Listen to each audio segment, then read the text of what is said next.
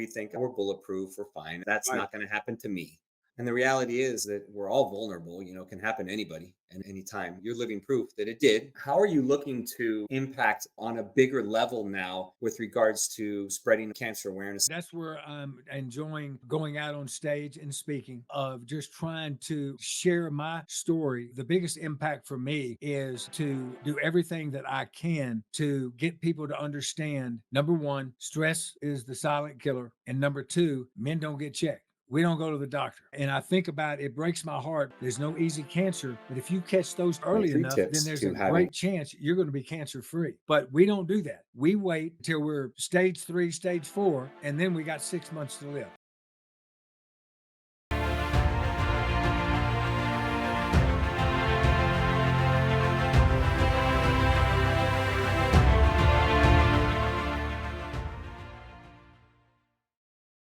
What is up, Impact Heroes? Welcome back to the show. I'm your host, Rick Ornelas.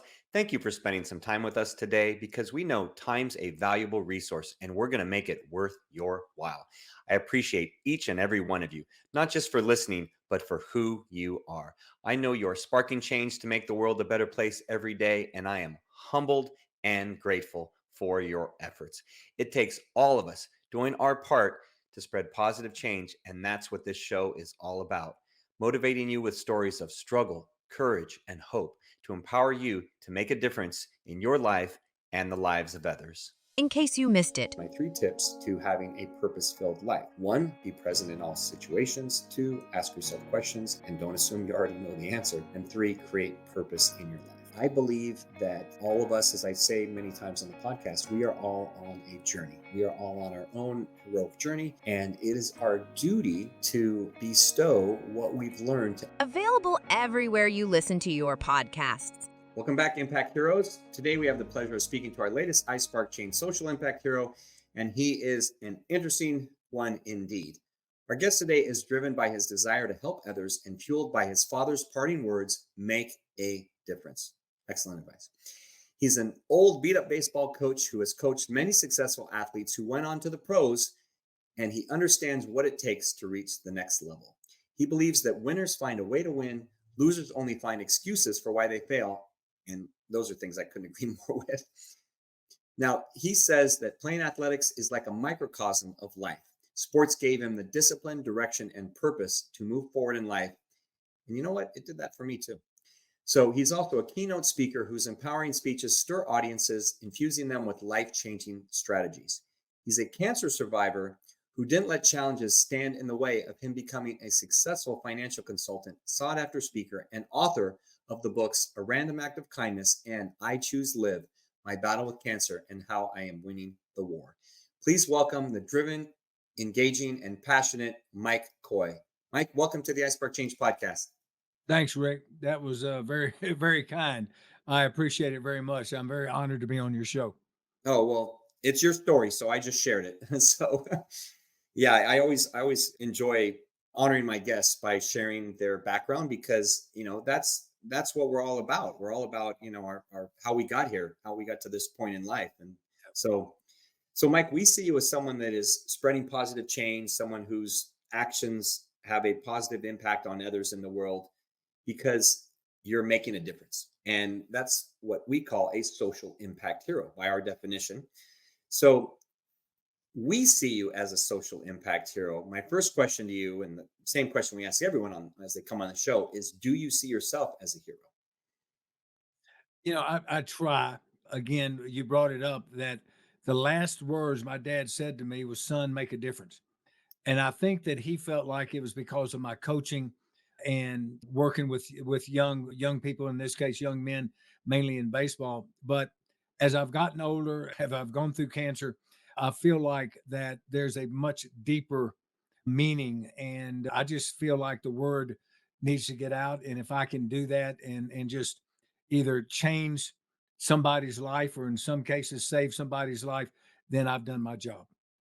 Yeah, and that's an excellent attitude to have because um, a lot of people they'll go through something like that, and I personally haven't. So I've seen family members go through it, but a lot of people go through that, and then they're they're just grateful to go through it, right? To come out to the other side. But you're taking that a step further to say, okay, now that I did come out on the other side, how can I use that to benefit others? Right. Yeah. And I think that's where my passion is. That, I can tell you, I've had a number of people ask me while I was going through all that cancer and the chemo and the radiation, all that stuff, did I ever think about giving up? And I said, no. I had a 6 month old grandson that didn't know me, and I had not walked my daughter down the aisle yet. Mm. And so now I've got three grandsons that probably wish they didn't know me. And I did walk my daughter down the aisle. She's blessed me with a 5-year old granddaughter. And, I think a lot of that goes back to a sense of purpose and where I had something to hold on to. And I Hmm. think that's something that a lot of people just don't have, and that's where the depression sets in, the suicide rates, and you think about all these statistics and stuff out there that you just gotta have something to hold on to, and it's out there, and life is about choices, and that's why I wrote the book. I chose live. Life is about choices, and, if you think about if you ever saw the movie Shawshank Redemption, Hmm. they One had of my that favorites. scene. Yeah, you had the scene out in the yard where Tim Robbins had only been there for about 5 or 6 weeks, and he'd been beaten and abused and raped and everything else, and he was talking to Morgan Freeman, the character Red, and he said, "You've been here 40 years. How can you stand it in this place?" And Morgan Freeman says, "Life is about choices. You either get busy living or you get busy dying." Hmm. And Rick, I'm telling you, when I saw that, that's when I turned the TV off, got up, went over to my desk, and I wrote, "I chose live." No, that's fantastic. The inspiration. I love hearing that. And as I said, that is one of my favorite movies. I think it's is my wife's favorite movie. So as far as you know, that's where you how you've gotten to where you are now, right? More of the recent history, and when you wrote your book and gone through cancer. But as far as us looking at you as a hero, a lot of heroes have their the origin story of how they started doing the heroic work. So take us back to what it was like, and maybe for you it goes before the cancer, or maybe it was when you first got diagnosed. But take us back to what you really feel was that origin of where you felt that purpose, or you figured out, hey, this is how I want to live my life, or this is how I want to at least help make others better.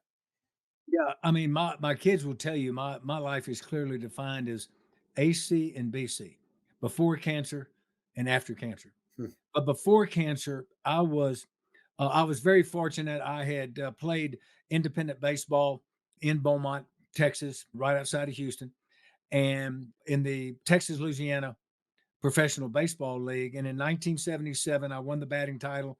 1978, I won the batting title and was MVP.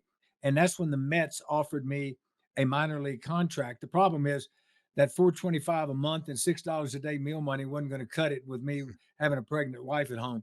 But that just gave me the inspiration of that, you know what? Maybe I'm a little bit better than I think I am. And that was on the athletic side. If Yeah. I can carry that on and coach young men and try to make them better, that's kind of how the purpose came to me. What can you do today to make you better for tomorrow? And when you get around some of the athletes that I've been very, very blessed to coach, Drew Brees, the quarterback for the Saints. Brees was the perfect example of that he wanted to be better. He was really, really good. He was a great third baseman, a tremendous hitter. He batted left-handed, he threw right. And but it was never enough. He wanted more. We'd get in the cage and I would throw and I go, "Man, that's great." He go, "Let's do more."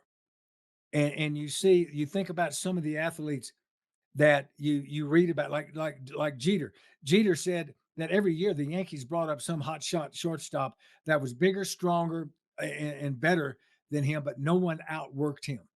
And Hmm. you hear that from Michael Jordan, you hear that from Bird, you hear that from Magic, and I think that that's what I was trying to do on when I got into the insurance field and as a manager and a district sales coordinator and this kind of thing, of trying to get my agents to be better, to try to get my athletes to be better. And hopefully I was some kind of example or some kind of inspiration to allow that to happen. And I felt like that's where my purpose was. And that's why I enjoy speaking. I mean, if people were, I mean, I have a band. I have a Red Dirt Texas country band that I brought from Austin to Colorado Springs.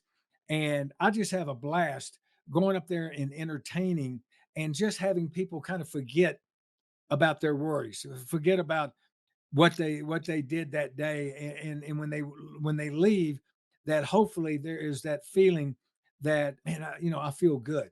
And so if we can do that more, I think, and that's one of the reasons why I wrote a random act of kindness, because you've got a true story of the nerd and the jock, and how their lives came together, and how a simple gesture, a random act of kindness can help somebody not only change their lives, but in some cases save their lives. And so I feel like that's where my purpose is right now, especially at this stage in my life, just to try to help people, if nothing else, just get over the hump. Yeah. And I feel that I hear that common theme in everything you're saying, Mike, about being better, helping others to, striving for more, right? Accomplishing more. And where do you think that comes from? So is that something that, came from your father, right? Like something that Yeah. you learned from your father, or something that came from sports, or where do you think that really came from? Came from my dad. My dad was a high school football, baseball coach. My mother and father started the very first private school in Beaumont, Texas, in I think 1952. I mean, even before I came around. And my dad was a champion handball player. He was a tremendous athlete, a little All-American quarterback, and but he was had that that gentle, confident resolve of be better, go out there and go, not pushing me, but wanting me to get better. I remember, and I tell this story a lot, where I got the base hit, the double against French High School to knock them out of the playoffs, and I was 3 for 4 that day. I had a great day at the plate, and I was in left field and made a decent catch, but all the way home he was talking about the one out that I made, Hmm.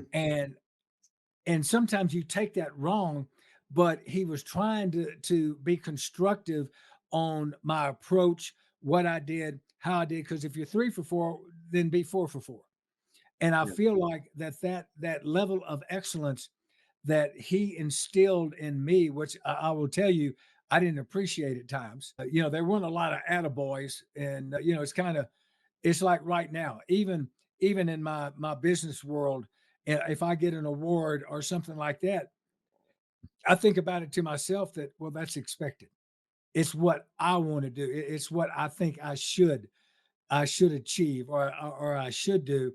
And I think about the story. If you remember when Michael Jordan got under a lot of fire about having a gambling addiction, I remember and that. he said, "Look, I don't have a gambling addiction. I have a competitive addiction." He goes, I'm standing over a 10-foot putt, and Charles Barkley says, I bet you $10,000 you missed that putt.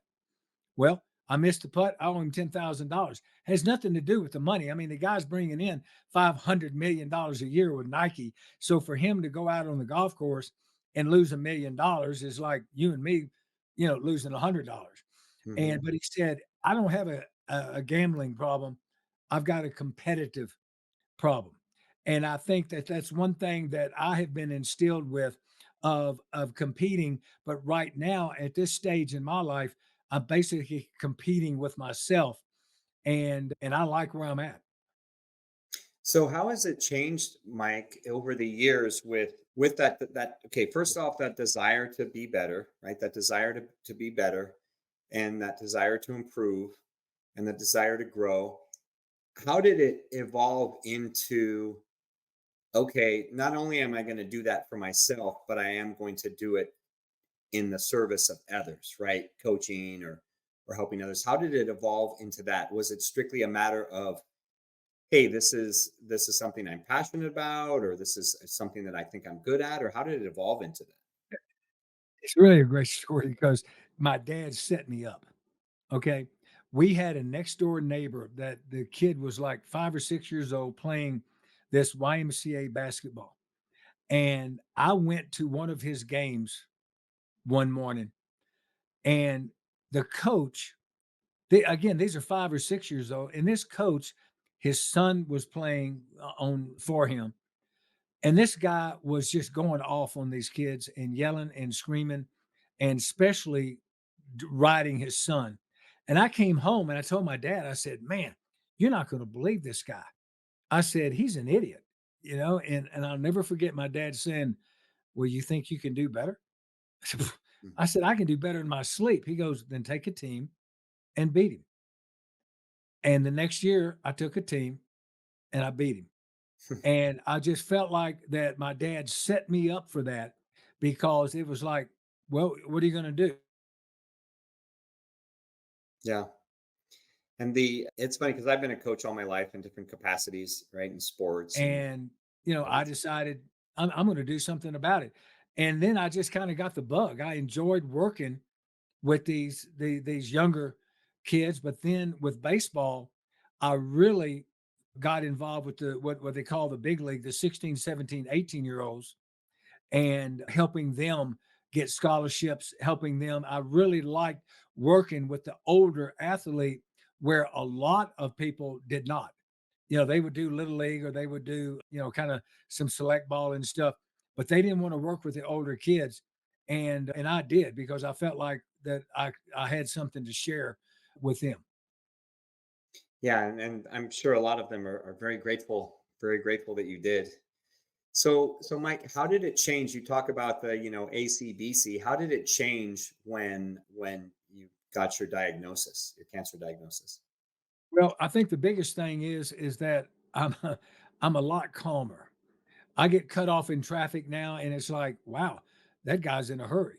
Where 10 years ago, I would have gone up next to him and we'd have had road rage or whatever. I mean, I would have acted like an idiot like him. I went to the grocery store this morning to pick up some donuts for a presentation that I made this morning.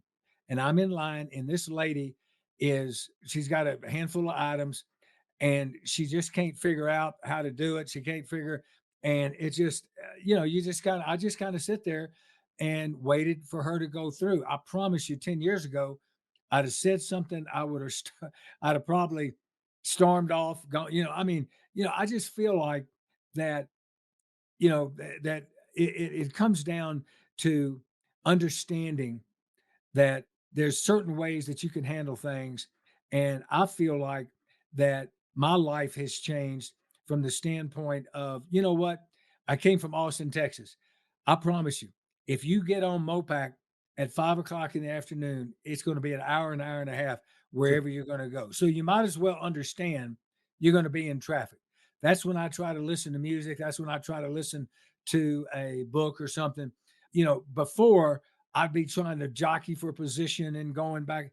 Life's too short, and so I think the biggest difference for me is not allowing the stress to make a difference in my life and just trying to things that happened in the past today, I laugh them off and I feel a lot better about myself and how I'm handling certain situations.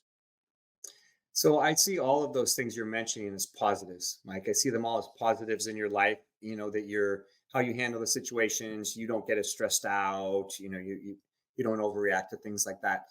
So I'm asking the small question and then the bigger question, and you'll understand what I mean in a sec. So in those ways, do you see having to go through what you did with cancer? Do you see that as a blessing? Do you see that as a gift in some way because of how it's changed you for the better? Well, I believe so. I mean, I didn't think so at the time. You just kind of get through it. But then you look back and you go, you went through something. My wife is a scheduler for Texas Oncology. and she's the one that schedules chemos and radiation and stuff for people. And she tells me, she said, I don't think you realize how serious your cancer was.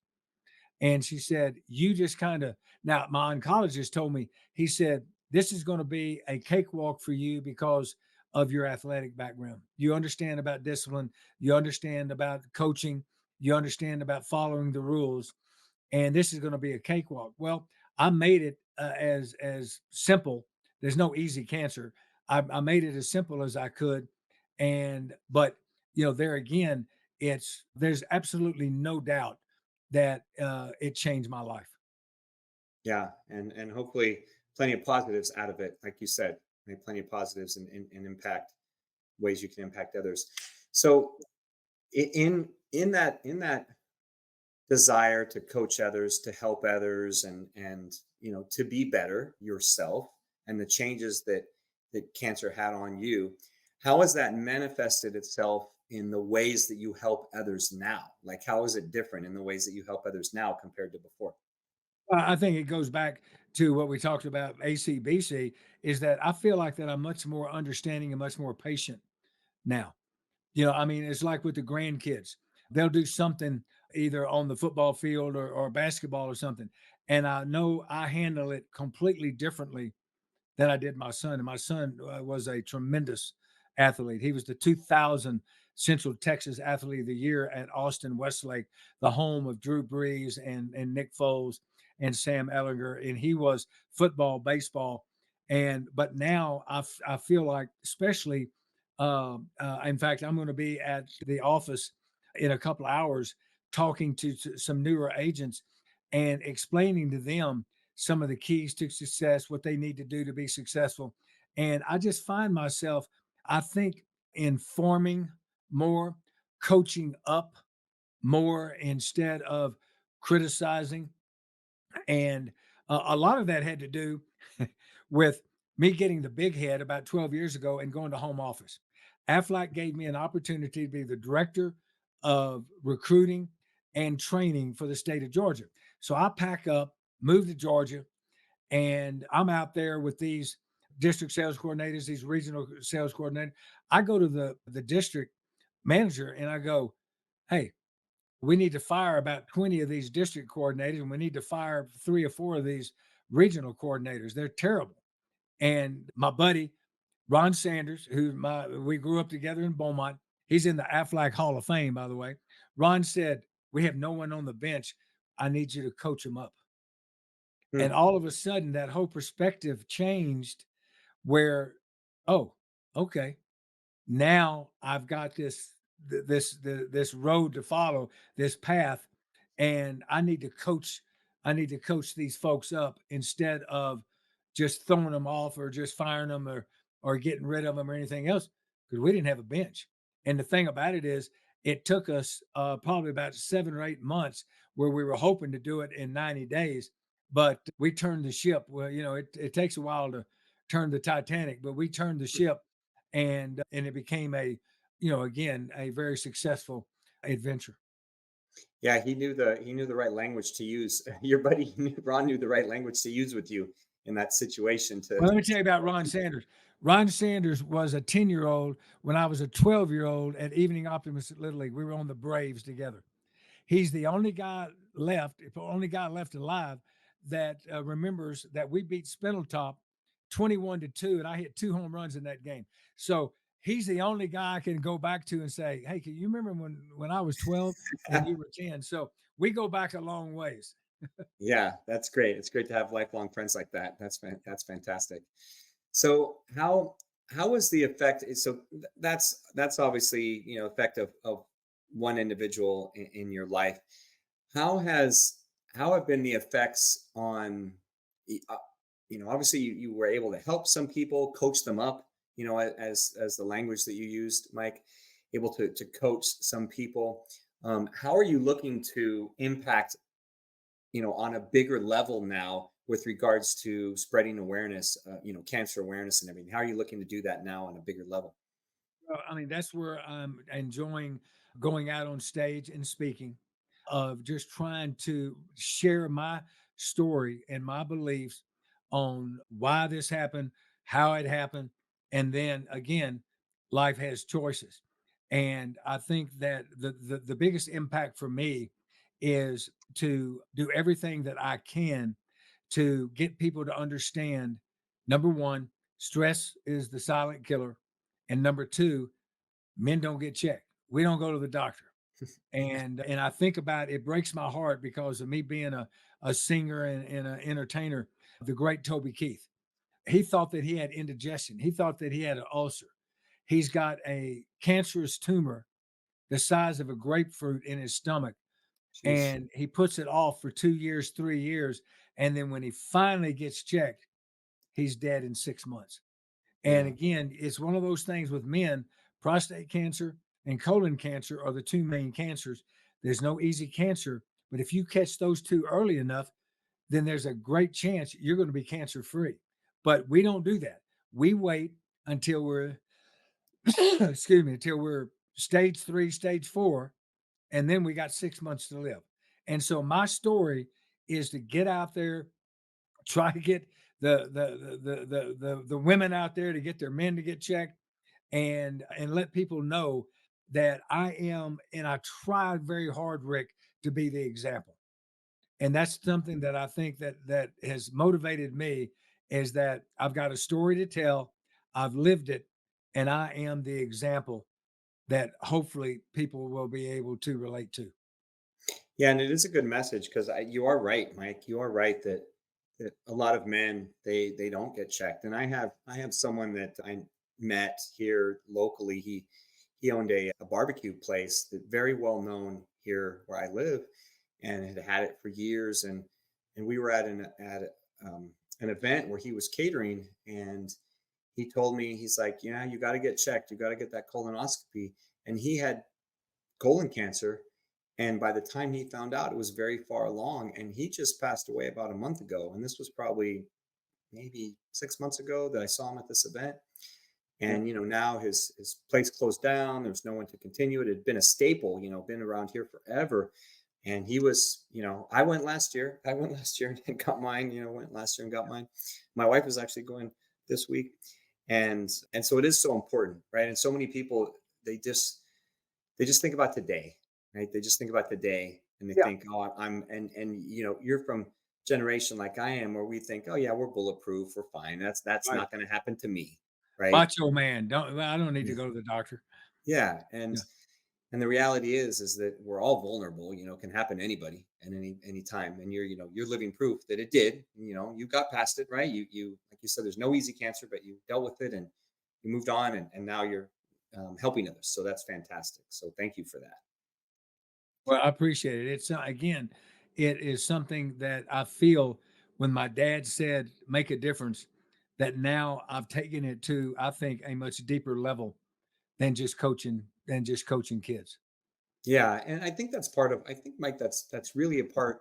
When we reach a certain point in life, I think that's really a part, and it was the same for me. Is that we realize, hey, we can impact more people, right? Maybe it's at this level, and well, we can impact this many people or that many people, and then, one thing we talk about at iSpark Change, and it's interesting because it's a great segue to one of my final questions here that I always ask my guests is, we talk about spark moments in life. And these are moments where our actions have a ripple effect that goes far beyond the initial act. So it could be that someone interacts with us and then they have an effect on us that goes far beyond, like your dad saying make a difference, right? Your father saying make a difference, and that's affected you your whole life, Right. right? Or it could be something that someone else did. So share a story of positive change that's an example of a spark moment in your life where either you impacted someone or someone else impacted you, and you didn't maybe realize the impact right away, but then looking back you're like, oh yeah, that's definitely had an impact.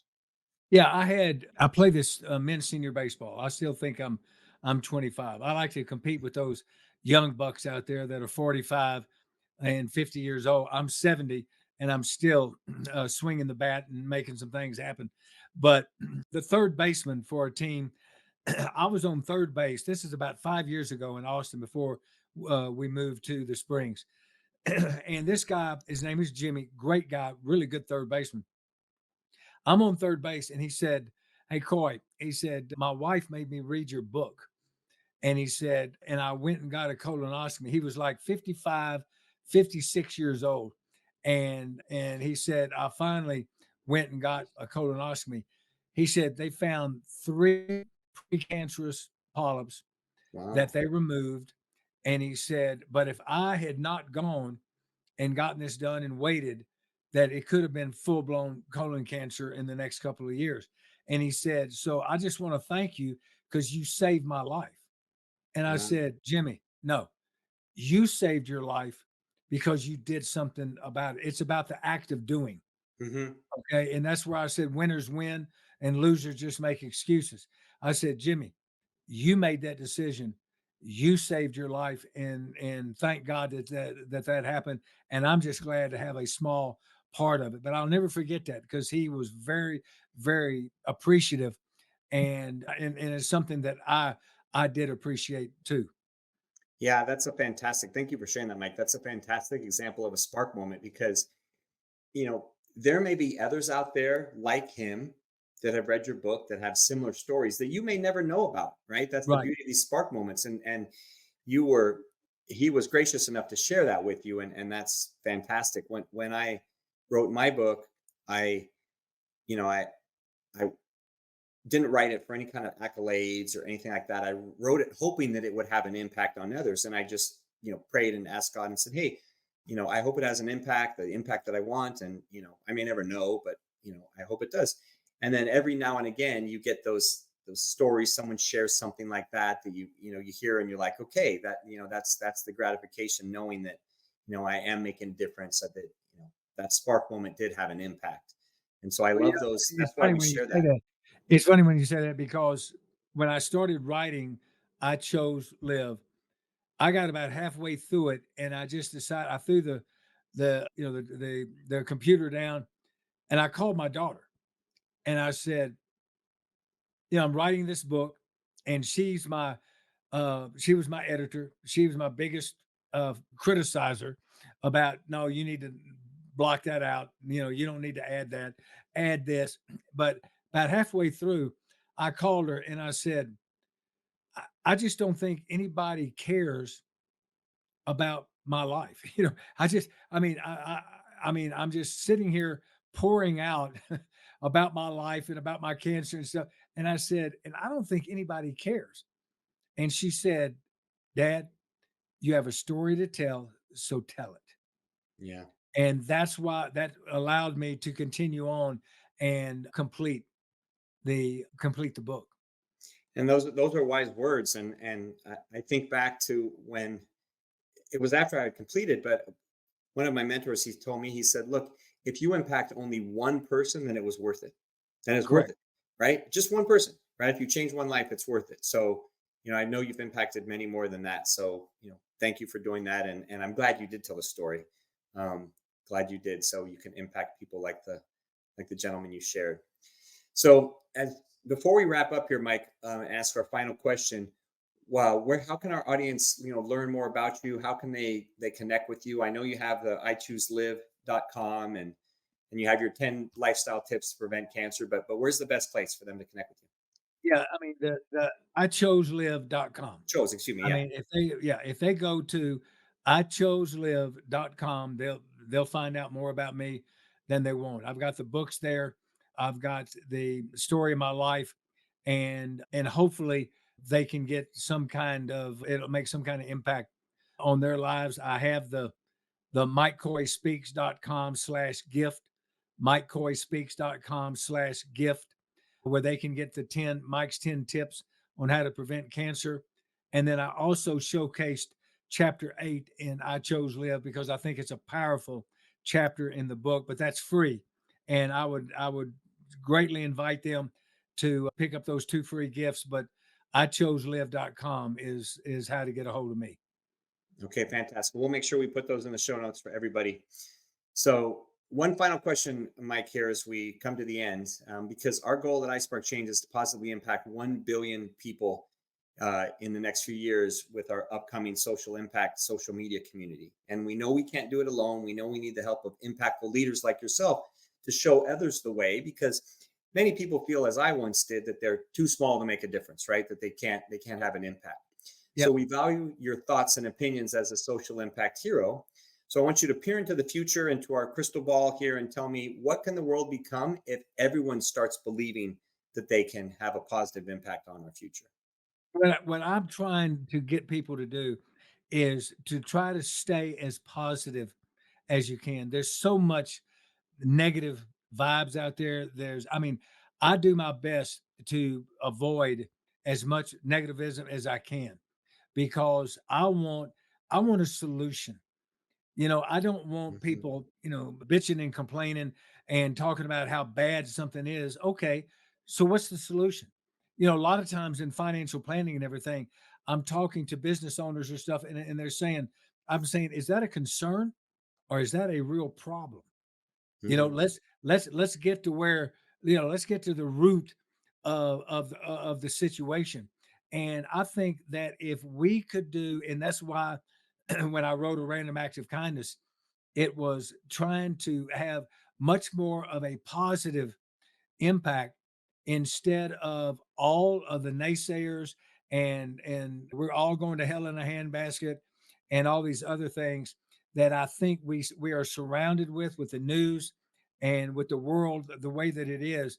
And I really I end every talk that I give of saying that I hope and pray every one of you choose the same path I did when I was going through my cancer and everything else, and that is I chose live. And if we can stay positive, if we can help people with a solution instead of all the negativism, I just think that the world would be my dad was a layman disciple of Christ minister, and he would say that first of all, we need to love one another. Okay, if that's too much to ask, how about we just like one another? And if that's too much to ask, how about we just respect one another? And I feel like that's kind of the three main foundations that I've tried to build my life on. And again, to try to stay as positive as I can through in some cases, some very tough times. Well, fantastic. Wise words and deeds from your father and from yourself. Thank you very much, Mike. And thank you Rick, for, you're the best, buddy. I appreciate you. yeah, thank you for taking time to share your heart and wisdom with our audience, Mike. It's been a pleasure having you on the show. Thank you. All right. Well, Mike, you came in, you over delivered as I knew you would. Your desire to serve others is evident. You're filled with passion, humility, and you lead with a heart of service and gratitude, which tells me you will continue to have success in all facets of life. And this is only the beginning of your social impact. Thank you, sir. All right, Impact Heroes, it's our stories that connect us all, and we loved hearing Mike's today. Mike Coy, you're not only an inspiring and amazing human being, you truly are an iSpark Exchange social impact hero. We'll see you all next time. Do you want Rick to speak at your event? Here is what others have to say. Did not know his story, and it was so inspirational, and his presence on stage, his authenticity was just incredible. Performance made me feel some type of way. My name is Craig Siegel. Did not know his story, and it was so inspirational. Visit rickcornelis.com to book him today. Remember, Impact Heroes, every positive action can be a spark moment that has a ripple effect that spreads far beyond the initial act. So go out there and spark change. Don't forget, if you enjoyed this episode, then please smash that 5-star rating on iTunes or Spotify and leave a review. We value your comments and we want to hear from you in the community. Thank you for listening. God bless you, and we'll see you next week on the iSpark Change podcast.